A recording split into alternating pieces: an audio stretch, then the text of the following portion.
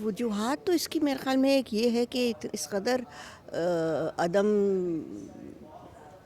کیا کہتے ہیں اس کو، سوری عدم برداشت ہماری سوسائٹی میں بڑھ رہا ہے.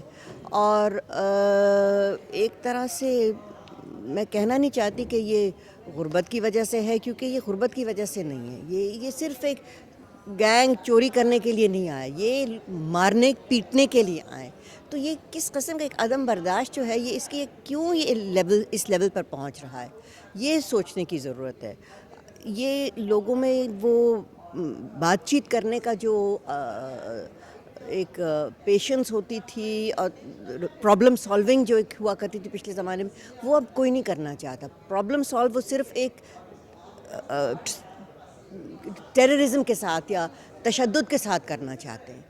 تو اس کا مقابلہ تشدد اور ٹیررزم سے نہیں کرنا چاہیے. اس کا مقابلہ ہمیں یہ ایک تو سوال اٹھانے چاہیے کہ کون کرے گا ہمیں ہماری پروٹیکشن، اور ہمیں پروٹیکشن کی ضرورت کیوں ہے بھائی. ہم کون سا ایسا خطرناک کام کرنے جا رہے ہیں جس لیے ہم کو گارڈز کی ضرورت ہو یا پروٹیکشن کی ضرورت ہو.